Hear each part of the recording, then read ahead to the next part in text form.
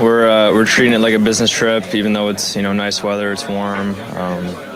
Tampa's a really cool spot, but yeah, just kind of sticking to our game plan and coming here to win 2 games and win a national championship.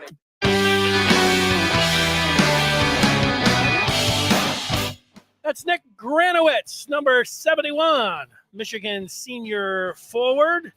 Thanks to Michigan Hockey for the audio. Welcome in. There's the game plan. Play 2 games starting tonight. And then continuing on Saturday night and win a national championship. Michigan's 10th. That's the game plan. We'll see if they're able to do it. Welcome in. It is good afternoon, Michigan football here on the Maize and Blue Review. It's always great to be with you today. Today's a nice day. It's a holiday in the Detroit area with the Tigers and opening day. Always a festive time, a great vibe around the city. And then coming up tonight in Tampa, the Michigan hockey team. They're very familiar with and you are with them being in the Frozen Four. They were there last year, but they have not won a national championship for a while now. You have to go back to 1998, but they're 2 games away from doing that under first-year head coach Brandon Dorado. We'll see if they are able to do that. Today, you might wonder, well, what are you going to be talking about? You always say you're talking about the latest in Michigan sports. That's right. We do talk about the latest in Michigan sports. We got an announcement. An offensive lineman is making an announcement tomorrow. We'll speculate on what he might say. That's coming up in today's show. Also, Jaden Davis, it was last Friday that Jaden Davis committed to Michigan. Jaden Davis is out there recruiting for Michigan. We'll tell you who he's targeting and what's going on. But we're going to start with Michigan hockey in the A block, in the Frozen Four, as they're trying to win a national championship. And for that, we're going to connect. We're going to head down to the Sunshine State and talk with former Michigan hockey coach Red Berenson momentarily. Number 2, Michigan versus Quinnipiac, 8:30 tonight, ESPN2, Amelie Arena down there in Florida. It's hot as blazes down there, but they'll be playing indoors, so that's not going to matter. You walk in with your flip-flops, but they're familiar down there, and they're familiar with playing big-time hockey, too, with the Lightning and what they've done for the last few years. So let's get you a Frozen Four preview for the Maize and Blue. Let's talk to former Michigan hockey coach Red Berenson, and we do have him. So let's go south down to the Frozen Four and welcome in former Michigan hockey coach Red Berenson. Yes. Red, it's good to talk with you. How's Florida? Well, it's hot and a lot different in the climate in Detroit that I left yesterday. So I guess it's good, and it works for hockey down here. So there's going to be sold out tonight. The fans are flocking in from all over, and a lot of energy in the area right now. Yeah, they're no stranger down there to high-profile games. Nice rink, nice weather, 92 degrees. I got to ask you about this particular team. They went to the Frozen Four last year. A lot of people were expecting the team to get there, but I don't know about this year's team, especially with a new coach. How surprised are you that this team is in the Frozen Four? Well, I'm not surprised because it was a matter of if the young players could come in and make an impact. And obviously, the freshmen on Michigan's team, led by Adam Fantilli, have really set the tone. And probably the number 1 line is all freshmen. And so the freshmen have produced. Could Portillo come back and give them good enough goalkeeping if they made some mistakes? And so far the answer is yes.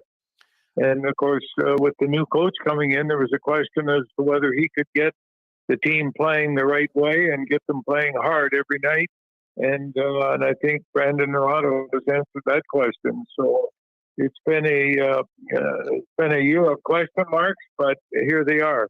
They won the Big Ten playoff championship game in Minnesota against a great Minnesota team.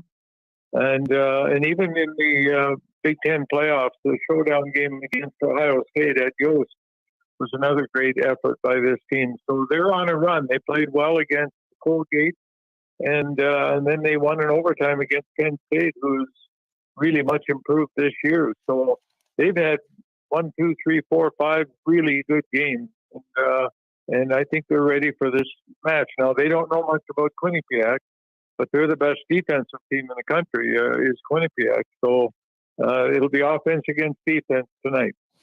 Yeah, and all those things that you went over, of course, Brandon Naurato, he's obviously a story to talk about, one of the big storylines. But, if you're a Michigan hockey fan, I think you have to feel good. You mentioned they look like they're playing their best hockey of the season, but, 11-1 against Colgate. But, well, I guess it was 10 days ago that they played in Allentown and beat Penn State. They were up against it in that game, a 2-1 game. Michigan wins it in overtime, but they were down 1-0 in the third period, and they needed 2 big saves. They needed a big goal, and then obviously they got it in overtime. I mean, that's good experience. Like if they were rolling, 5-1, 11-1, you might say, okay, now it's going to be a different game. But I think that bodes well for them. What about you? I think they have to expect to play in a close game. And really, Colgate came in with a Notre Dame-like image that they were hard to beat if they got the lead, and they were very stingy defensively. But it turned out to be one of those games where the puck started to go in for Michigan, and they tore Colgate apart. But the Penn State game, as you said, it was a classic Big Ten game of importance to both teams, and Michigan came out ahead. But you have to be a little bit lucky that time of year. And they were, but like you say, it's good experience. They'll have a close game against Quinnipiac. I don't think anyone's got the upper hand, and they're going to have to be really good defensively and capitalize on all their chances offensively. Brandon Naurato was asked in his news conference about the time that he played in the Frozen Four, and he went up against North Dakota, and he said it was he referenced a similar dynamic because there was 11 freshmen on that team. Led by Pacioretty, Hagelin for Michigan. I wonder, when you have that many freshmen, is there things like you always say in big games about first goal or momentum late in the first period or something like that? When you have so many young players, they count on the freshmen so much. Is there anything that when you have a young team like that, those things that get tossed about in big games about first goal that you think would be important? Well, I think this team has built a certain level of expectation for themselves as a group, and especially for the freshmen. The freshmen have earned it. They've earned their status. They've earned their stats. They've earned their accolades that they've received, whether it's all Big Ten or Rookie of the Year or whatever. And so they expect to do well. And so I would say their confidence is strong. They know they can come from behind. And they know they can take a team down if they get going, and so it'll be a good game. Now that doesn't mean it's not going to be a close game, but the Big Ten has been a great conference this year, and you've seen how the Big Ten teams handled the regionals, and they were good, and they were better than good, and so we're used to that. I would say Michigan is ready for anything. Now that doesn't exclude a game that could go either way. But they played in games like that all year, and let's face it, there's no better team in the country than Minnesota. And if Michigan can play with Minnesota the way they did, then they should be able to play with Quinnipiac as well. They'll be ready. Yeah, we'd like to see Michigan play Minnesota on Saturday night. Now, Naurato also said, I was looking at some of his quotes from the year, and with him being an interim, he said if he coaches 20 or 30 years, he'll look back and he'll say, this was the hardest season. He's got a young team. He's a young coach, but, he played for you for 4 years. The obvious question is it a surprise did you see like some like a coach of the future when he was playing for you when his days were done at Michigan? It's been quite a few years ago, and I would have to say I didn't see that, but I didn't see that in many of our players. they were what we were looking for is in their performance. And obviously, when they graduated, they went on to do their own thing. Brandon Naurato has come into this situation from a non-traditional background. He loved hockey, he loved the game. He only played a couple or 3 years in the minors, but then he got involved in hockey camps and hockey schools. And although he doesn't have the coaching resume that a lot of guys have when they get a job like this, he definitely has worked around good coaches and around good players. He's been a skill development guy for the Red Wings for a number of years, and then he became an assistant coach here for 1 year under Mel Pearson, and he started to, I think, understand the skill level of the college players as well.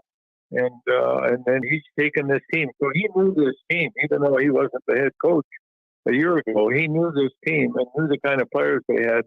And I think he's done a great job of putting guys into roles that they can do well in. Yeah, if you'd have asked me a long time ago, I would have put my money on Brendan Morrison. I mean, he seemed like you just talk with him off the ice. I mean, he, as a young guy, he just seemed like he was wise beyond his years. But you know what? Bill McCult also, I would have put some money on him. And, here he is on the staff. I wonder how difficult it is. You mentioned his resume a little bit there, but he didn't have any experience behind the bench in the pros or in college or anything. How tough is that? Like the first time that you're in there to go through that when, you're behind the bench and you've got to, you got to call the game on the ice. Well, I think Brandon knew that he had a lot to learn, and I think everybody told him that, and he realized that as the season started. The one area that I thought he was really ready for was running practices and being organized and having his team all understand what we're doing and when we're doing it and how well we're doing it and so on. And then it was a matter of just figuring out, how to run the bench and so on. But he's got a lot of experience around him. Billy McCall essentially recruited most of those players, and so he knows the players too. And he's been there as a national champion, two-time winner with Michigan, and he's played in the NHL and so on. So Billy's a good support coach for Brandon, but Brandon still had to make the tough calls, and I think he's made them. And so it's been learning on the fly, so to speak. But I think he's getting more confident, more comfortable, and more respected from the inside of the locker room and the outside of the locker room as the season wore on. So good for him and good for Michigan. Yeah, a lot of good numbers. Good for Michigan being back in the Frozen Four. First back-to-back since 02-03, 27th Frozen Four. That's a record in the NCAA. That's good. But what about the confidence that the team will have in their goaltender, Portillo? In these 4-1 in the NCAA, that's good. Those are good numbers. And I'll go back again to Penn State. He had to come up. There were two stops that he made. One, I couldn't see the puck. I don't know how he saw it. He ended up stopping it in the third period against Penn State. Another one looked like a breakaway that they had come up big on in a 1-goal game. With the Frozen Four on the line. How much confidence do you think this team will have in? I would say now their experienced goaltender. Oh, I think they've got a ton of confidence in him, Dennis. Portillo he took them through a lot of tough games where Michigan maybe weren't at their best last year, and then again this year. Like when your goalie is the star of the game, when you're winning games, you wonder, well, that shouldn't be, but it has been time and time again for Portillo, and he's used to it. And if you knew the kid, he's a competitor and he's a battler, and he might look unorthodox from time to time, but he's a little bit like Dominic Hasek when he just finds a way to stop the puck no matter what, and it may not be pretty, but he's going to be in there. I think he'll be it will not be a weak link for Michigan. He's going to come up and give the team everything he's done. I love it. You mentioned Fantilli a little bit earlier. Obviously, he's a great talent, plays with an edge. You said competitive with Portillo, and everybody will point to him and the freshman. I wonder. I was telling people Duke, Dylan Duke. He plays a style where it's one of those things that you need when you're, you want to do things like in the postseason. You get a guy that will go into the in front of the net and have that front presence. And you were mentioning some pros. Thomas Holmstrom from the Red Wings, Dino Ciccarelli from the Red Wings. Duke seems to have that. And for all the talk about analytics and everything else, this is a guy that's going to pay the price. Those are the kind of things. Do you see anybody else? And you agree with that about Duke, and they have a lot of these things that you look for, some of those markings for a team. That it probably got them in position like they are here tonight to take on Quinnipiac. You're absolutely right. Like they have players like Dylan Duke. Duke scored the winning goal in Minnesota in that playoff championship game, and that's what he did. He went to the net. He was knocked down on his knees. He reached for the puck and reached around the goalie and slid it in the net. You can't practice those things, and Dylan Duke showed that. And that was the difference in that game. You saw Rutger McGroarty go in front of the net also in Minnesota and scored 2 goals by being literally in the crease or nearby the crease. And then he screened the goalie on the 3rd goal. So he was a factor in that game as well. And these are, now McGroarty's a freshman, Duke's a sophomore, but these guys will go to the net. And so does Adam Fantilli. Like he's a warrior, and I think he's kind of leading the way. That line of McGroarty and Fantilli and Brindley, and Brindley's a freshman as well, undrafted yet, and watch him because he'll be playing out there tonight. He's just got better and better since Christmas, and these guys they're fun to watch as well as they're game breakers. So those are the kind of players you hope. Now you know yourself in the playoffs, everything gets tighter and shut down, and you have less space, and guys are all over you. Like Michigan's got a few game breakers, and if they can break free, they'll make a difference in the game. Yeah, Brindley, a Florida native, he'd be a nice player to pick. Like if you were looking for a hot stick or something like that. Being in his home state. Well, the big question to me, Red, we certainly appreciate your time, is, with it being a high, I was looking at the temperature down there in Florida into the 90s. Like, you going to go to the pool before the game? Are you going to walk into the rink with flip-flops and a floppy hat? I mean, what's your approach here going into the game before Dennis, 8:30 you tonight? know my style. I'm a certain kind of guy. Yeah. And if it's important, I dress for the occasion. I'm not down here to walk on the beach and go fishing. I'd like to, but I'm more interested in the games. I'm here for hockey. I'm here for the Big Ten as well as Michigan. So I'm excited for both the games today, and I'll watch the Minnesota and BU game with a lot of interest, and then the Michigan Quinnipiac game, and then the Hobie Baker tomorrow, and then of course the championship game on Saturday. So I'm here for the whole weekend, the event. There's no flip-flop. I don't even own flip-flops. There'll be no. I didn't even bring shorts down here. I'm here on a mission. So, and I hope our team is.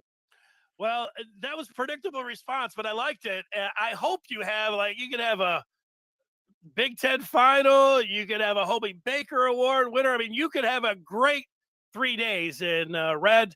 I hope you do. We appreciate your time. Enjoy it down there.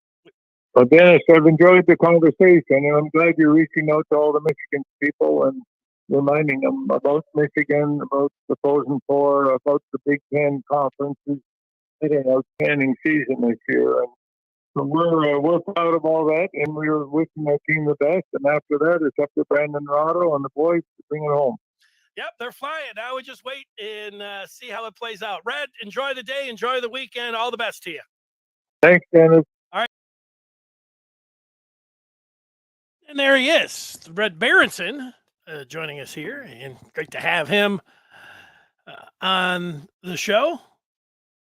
And down there in Florida, place that I wish I was. Getting ready for a Frozen Four. It'll be lights out, 8:30 tonight on ESPN2.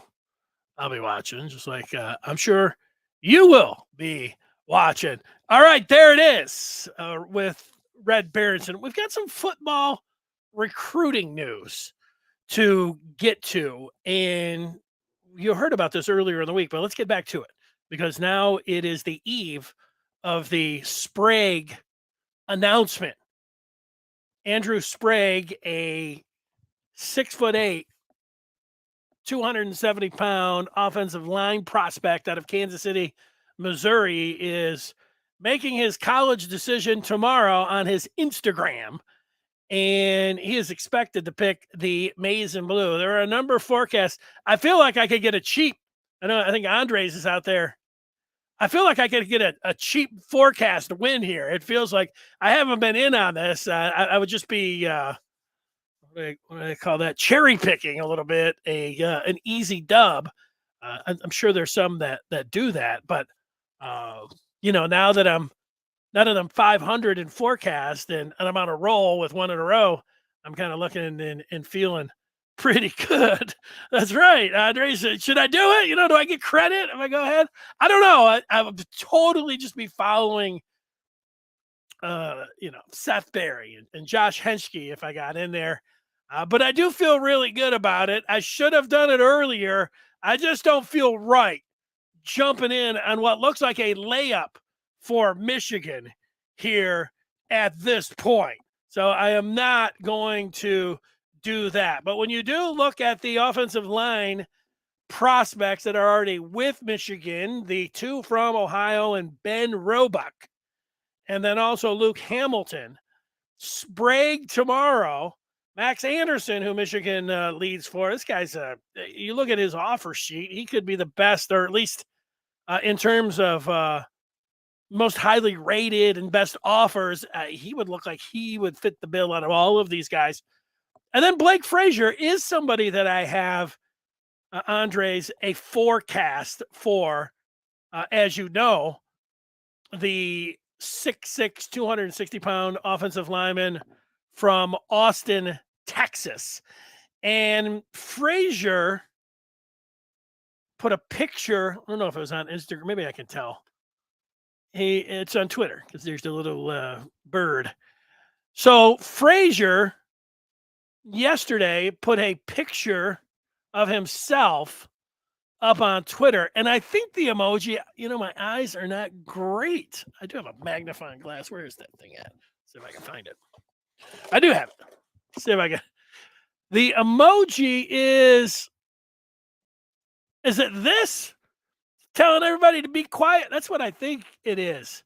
The emoji of telling everyone to be quiet. And there's two of them. If I am correct, there are two shush up emojis. I don't know if that's the best way that I can say it. But for those of you that are listening on the podcast, the picture is Frazier and what we can, I think, safely assume is his father's helmet. Steve Frazier, who was on the Michigan offensive line in the late 90s and 2000s, early 2000s. And it's a great picture of the young lad who has the helmet on, and yet you can see a gigantic smile. And if you're a Michigan fan and you see this yesterday, and he's telling everybody to shush up, and he's wearing a Michigan helmet, and he just couldn't look any happier.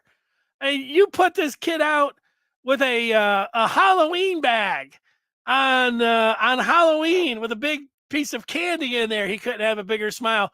It could be Christmas morning, and he's just taking the biggest present from under the tree. He couldn't have a bigger smile. You put the Michigan helmet on, and he's got this gigantic smile.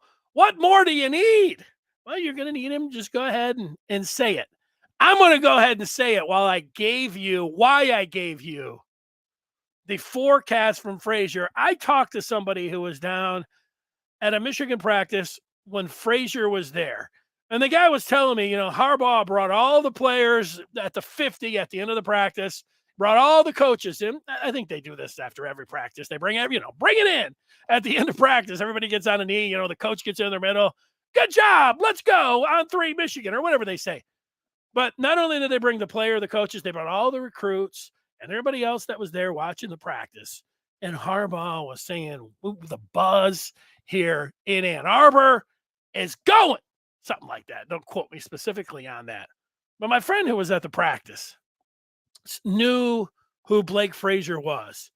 And my friend said that if you were there, the comments by Harbaugh fired everyone up.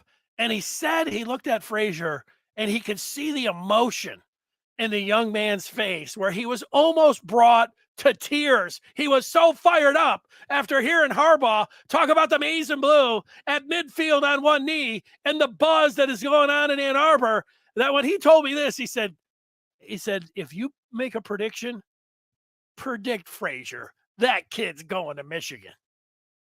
That kid's going to Michigan. Put it in. Wait. Mark it down. Put it in. Mark it down. Put it up in red letters. The front page, back page. That's Rasheed Wallace when he was making his guaranteed. Front page, back page. Print it. Frazier is going to Michigan. We've got more to get to, including some questions that have been put in already. And if you got a question, go ahead and fire it up on the feedback, and we will address it right here, right now. As you know, I tell you this every day. You listen, will you execute the game plan? The game plan is for you to know everything about Michigan at all times, up to date, before anybody else with the most accuracy. And for that, you should join the Maize and Blue review today. You go to michigan.rivals.com and you join up, and then you're in the know. You have the accurate information, football, basketball, not everything that is going on. The transfer portal is popping right now, everything that's going on there. If you like that, I'm trying to get into the portal more. You know, there's some names out there. I'm just having a hard time after the season and after Dickinson hit the portal. I'm having difficulty firing up for, some of these names in the portal. Like, okay, but I'll get there. Other people are a lot better at that than me. They can turn the page a lot faster. I'm working on that. I'm not a spring chicken anymore, but you can learn things as you get older and you can get better. All right, let's get to some of those questions that have been put down. One is coming in from Andres, and he says, well, maybe he's just overall making a point. He loves to see Michigan investing in the future O-line. One thing we can be sure of, Michigan will be playing physical for the foreseeable future. Put it in. Mark it down. That's right, Andres. And if Michigan can you be edge you? Can you be offensive line you? Can you be quarterback you? You can just be Michigan across the board. Used to be like, those are good arguments to have. Is Michigan turning out better offensive linemen? Or are they turning out better defensive linemen? What a great argument to be having. But you're right. They are doing the job with the big uglies up front. We say that affectionately, Let's go to Antoine, who has posed a question. Dennis, if you had to upgrade a coaching position on the Michigan staff, what position would it be? So I have to look at the coaching staff, and I have to upgrade it. Well, I don't know about the quarterback coach, Kirk Campbell, but he's been around, and, that would be, they seem to like him. Anybody that you pick, it's kind of like you're saying that you don't think they're up to the job, or no, actually you're just saying that you could, that they could do better. It's clear that they have brought in a lot of, there was a time when there was no Michigan men on the staff, and then Harbaugh, made that move. It's one of those things. How many Michigan men were on the staff in that 2020 season when they just won the 2 ball games for the pandemic? And then all of a sudden it was Hart, Bellamy. And, you start going through it now and what they have. It wouldn't be Elston. I wouldn't be Clink scale. I think he's excellent. Jay Harbaugh has been doing a great job. So, it's going to be a tough one. I'm the biggest fan of Sharon Moore that is out there. If I could upgrade, if I could, and this is not really answering your question, Antoine, because Jesse Minter is an outstanding defensive coordinator in the year that he took over. I would like Minter to have more of a presence. He's probably around my size. I was going to say he's, height.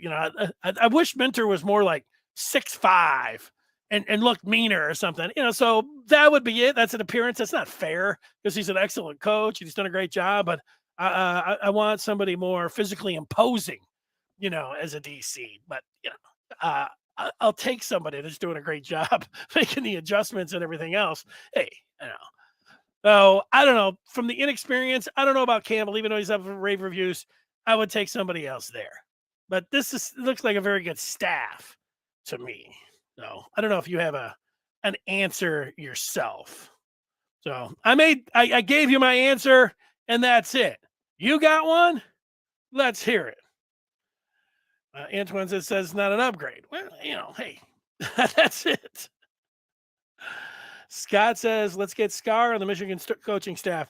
Well, Scar, I think would have to go in as an analyst. I don't know. I think Scar's got to the point, some of his old teammates have thrown their hat in there, and they're analysts. I just don't know if he has, you coach, and at the end of it was done at the high school level. If he would have wanted to throw his hat into the ring at that point as an analyst, I think he missed his window there just by a little bit, Andres, not everybody can look like Rob Ryan.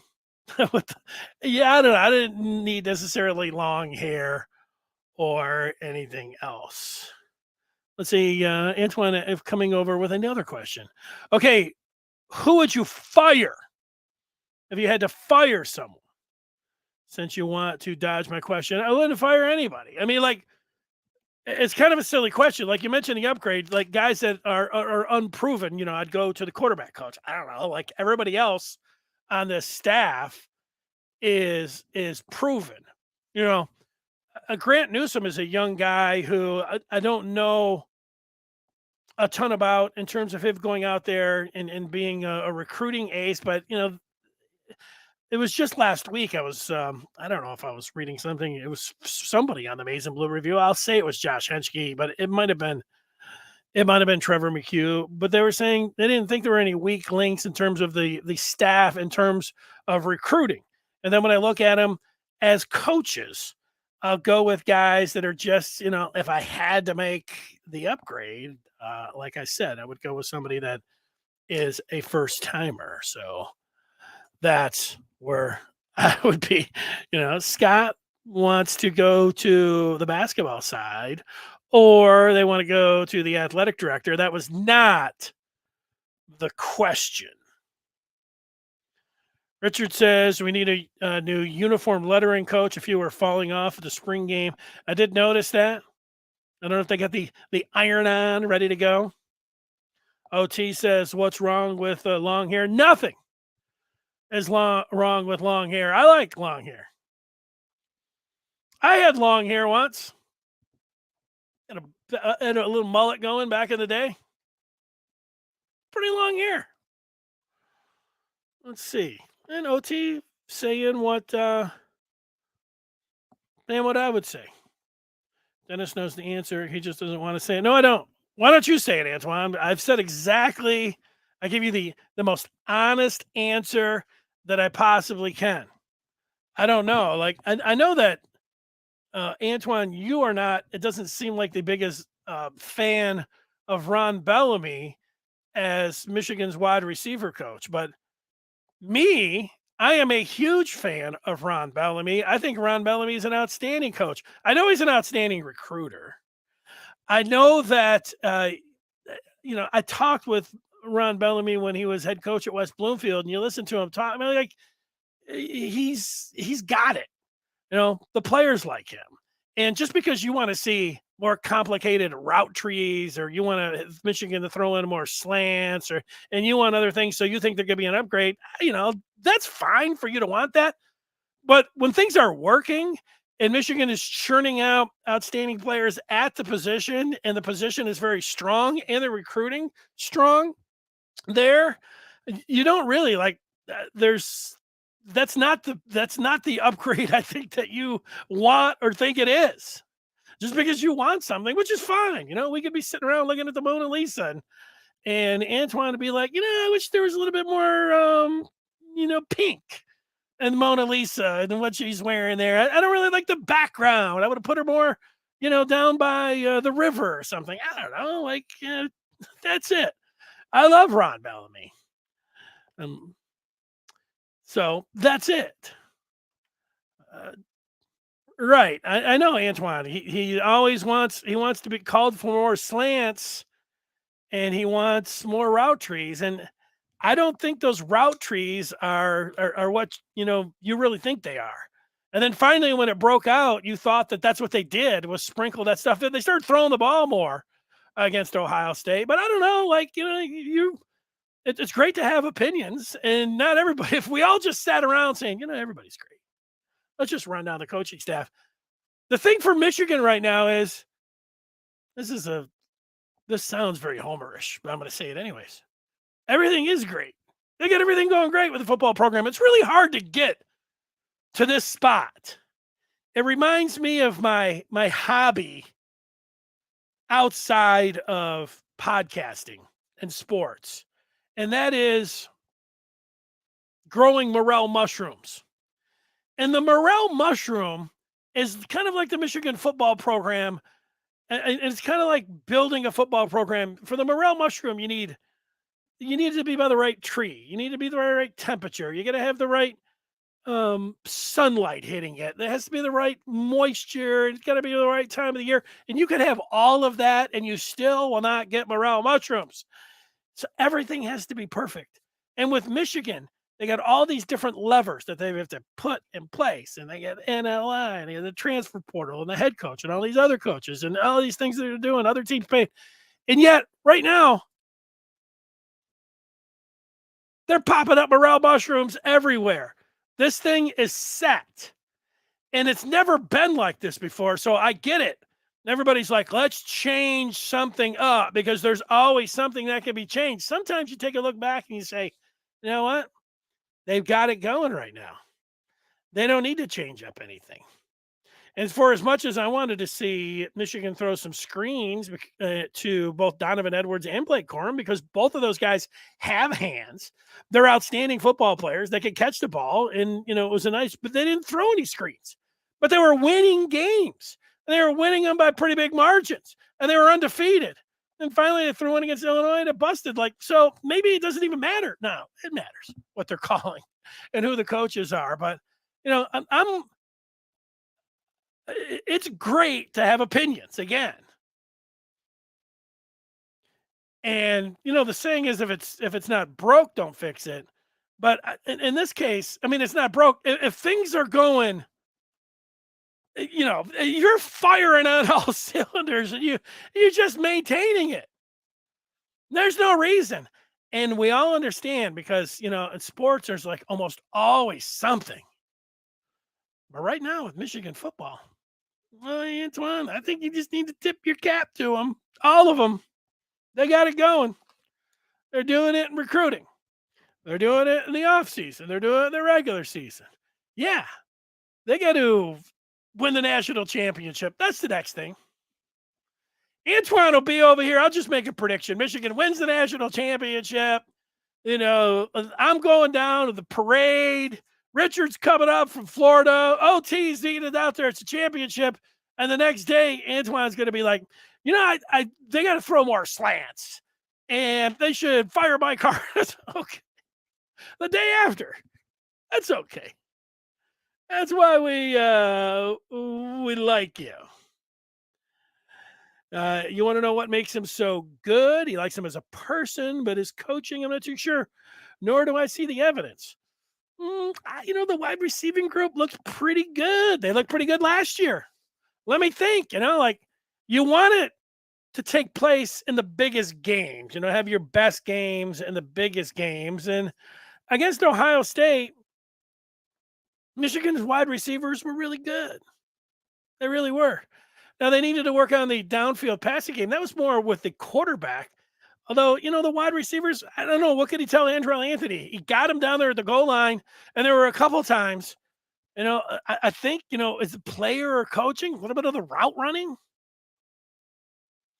And you might want to go back when you're talking about, extensive route trees, and I don't, because that's what you're on, or you want specific slants. That might not be the wide receiver.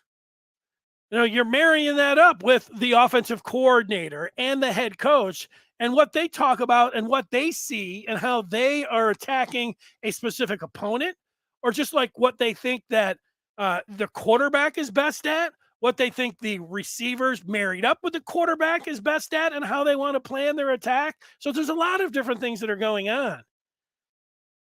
And so I don't know, again, there's an appreciation for people that are looking always for something, but there's also the part where, I don't see your evidence.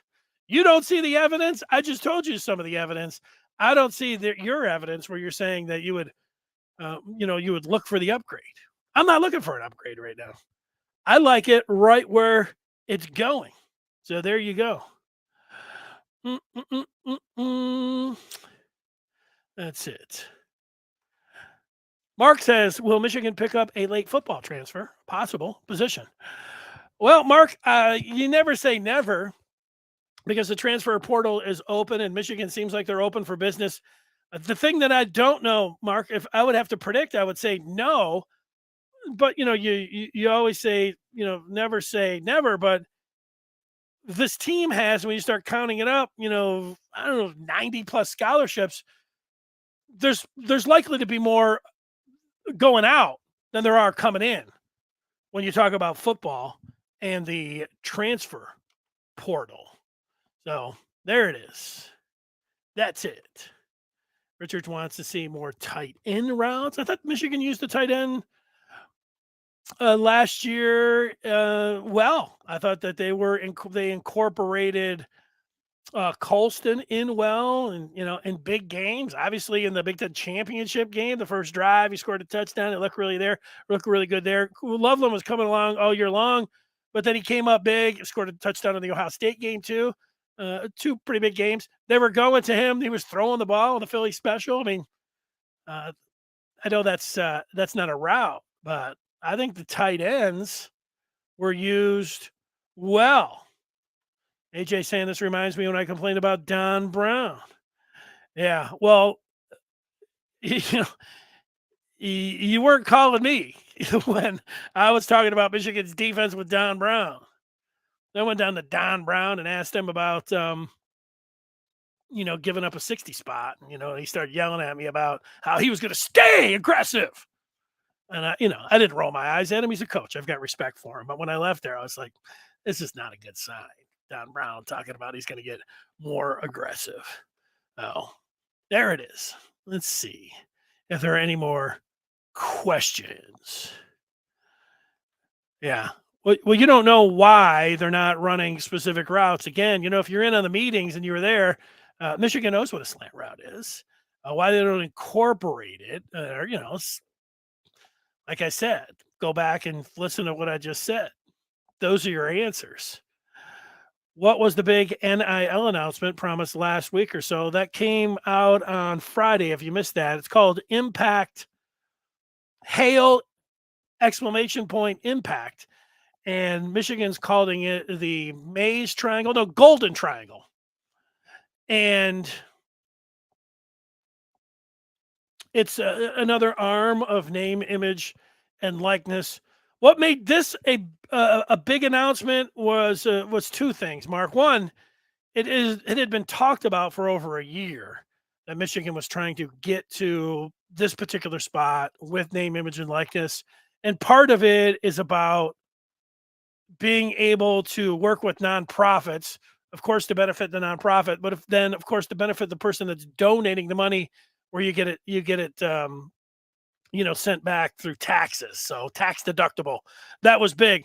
Now, look, NLI sounds kind of easy to me, like, bring in the money, dish it out to the players, find a way to get it to the 5 stars, quicker, earlier rather than later, if you're going to be able to do that. But it's much more complicated. That's the easy one. You can say, oh, guys that are into it, like, rolling their eyes, maybe like, wide receiver routes. There's so much more that goes into it. And the guy that put this into place is a graduate of the business school, has been involved in this, has been working on it for, 2 years and working with the university, and they finally got it. And the other part about it being tax deductible and working with a nonprofit, which is, is big. And to be able to get tax deductible is nice. The other part about it is this was Harbaugh was in on this one. This was behind the scenes when Harbaugh was talking, and whatever the business guys that were putting this one forward, what they were laying down, Harbaugh was picking up. And he had his blessing on this one. And this is Harbaugh's. And not that he doesn't like the other ones, but he's really in on this one and he liked it. So that's it. Like, Mark, I would like, and again, this is going to sound trite, I would like an NLI that would be called the Star NLI, the Superstar NLI, the 5-star NLI. And the 5-star NLI would be one that just goes to the top players. And all of these other ones, which, again, this is the business part and things that we're not all familiar with. Like, hey, everybody gets 20,000. Sounds good. Hey, everybody across all 25 sports, they'll be able to, get a t-shirt with their name on it. Everybody's making 10,000. Again, all sounds good. A lot of people like Olympic sports. I like people that like the Olympic sports, but I want one that just goes to the 5-star football players and one that just goes to the 5-star basketball players. If you want to bend it a little bit, start talking about top 100 players, okay. That would be the NLI that I would contribute to. One that was going immediately to the 5 stars, that was going to the top players in football and basketball. Like right now, I'm a little confused. Like, you go through, and I'm not the dumbest person. I'm not the smartest person either. But when I look at the name, image, and likeness stuff, there's a lot of like, they have this presentation, you look at it, and after 1 minute, you're like, I'm confused. Like, this is great for everyone. And I know they had the breakdown of this last one, like, 70% of the money goes to the athletes across the board, and 20%, goes to, the 10% went to operating costs. I forget where the other 20% went to. But it was like, okay, how is this helping Michigan get a 5-star? That's what my question was. And they haven't been able to answer that one specifically, but maybe that's what it is in there. You can say, look, I'm pushing the button, I'm giving the money, but attached to it, I just want it to go to a 5-star. And maybe that can happen. Like, sometimes you got all this complicated stuff and everybody's doing all this good stuff with the name, image, and likeness, but the majority of people just want, hey, they really just want one thing. And again, across the board, Olympic sports, being able to compete and everything, everybody's involved, everybody, legal, above board, NCAA compliant. I mean, all these things that you do and you like, and everybody's really happy about. 99% of the people out there want name, image, and likeness to go to the top player. And they want to get a 5-star. That's what they want. And for the other 99% is saying, well, that's, whether they say that's not Michigan or that's cheating or whatever else, like, all right, well, whatever you're saying. This is what, like, when we watch sports, what is everybody worried about when it comes down to the NFL draft? What does everybody talk about? The number 1 pick. They talk about first-round picks. They talk about the top pick. Nobody's talking about 5th and 6th rounders, even though you need those guys to hit to be able to have a team. And what do you talk about when it comes to recruiting? You're talking about the next great one. You're talking about great players. What do people say when they're in high school and say, hey, did you see this guy? This guy's great. So when it comes to name, image, and likeness, 99% of the people, in my feeling, want Michigan to be able to go out and get the money in the hands of the great players. Nothing against the 99% of the other people, and they've got all these name, image, and likeness and everything else. They want it to go to the 1%. And that's the very top player. Whether you think that's right or wrong or whatever it is. That's what the people want. So did it answer the question mark? I don't know. I'm still not 100% sure when it comes down to that. But what was a good sign was that Michigan was able to get Jaden Davis. And maybe there's an evening out where Michigan does have so many things in place that, and they do spend money where they can. They're just not doing the one thing that we know that so many of the teams are doing, and that's promising the money. But maybe it's going to work for them. That's still time and is going to tell on that.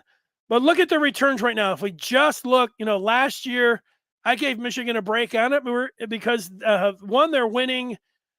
Two, they were working behind the scenes, and three, you had a lot of rogue programs, and it worked out for Michigan. Last year at this time, I was sitting around crying about the transfer portal. Look at what Michigan was able to do in it. So I still think they deserve a break when it comes down to it. If somebody's opinion was Michigan still screwing the pooch on the NLI, they're going to get beat, this isn't sustainable, whatever, I would still say give them a year. And now the way things look right now, you look at that 24 class, they're in the top 5. They're doing great. It's early, but where they sit right now on the field and off the field is great. I'm going to use him here just because, he's my friend and everything. But Antoine, you could be like Antoine and say, the NLI is not working. Well, Michigan's in the top 5 in recruiting. They're not paying, though, for the 5-star recruit. They're not going to be able to get him. This thing's not going to be sustainable of winning all the time. Look at these other schools and what they're doing. Well, I don't know. Maybe it is. Maybe it is sustainable the way Michigan is doing it. So that's where I am at, and that's what is going on. Scott asking, do I think Ronnie Bell will get drafted? Nah, I don't think so. I don't think Ronnie Bell will get drafted. I hope so. I hope he gets. I hope he plays in the league for 10 years. But if I had to make a guess, I would say no. But the thing is, undrafted free agents and teams, man, they're looking for somebody like Ronnie Bell. So he's going to play for 3 years. Will he be able to play longer than that? That's what I'm going to be looking at. And I noticed if JJ went through progressions or just found the first read. And I look more like a first read. I'd have to go back. I'm going to go back and look at all of his throws. I wasn't really noticing that, but that's what I saw. I think I have I guess I could sit here and answer questions all day because they kept coming in. Michigan is going through great times. Go Blue, hockey tonight. Gary, if you're just joining us, I talked to Red Berenson to start out the show, and he was pretty excited about it. The game. So that's it. All right. Thank you. What are we talking about? Coach O's 69 and 75-yard touchdowns. There you go. Yeah. Antoine wanted he wanted the Ohio State passing game all season long. It took a little while. Give him that, to get that thing clicking and on the same page. There it goes. We will be with you tomorrow. We'll see. I'm kind of hoping that Sprague announces at 1:00 or during the 1:00 hour. We'll have his Instagram page up. We'll be talking offensive line. We'll look back at the Michigan hockey game. We'll do all that. Thanks for Red Berenson for joining us. All of you as well. Everybody have a great day. We will talk at you tomorrow. Until then.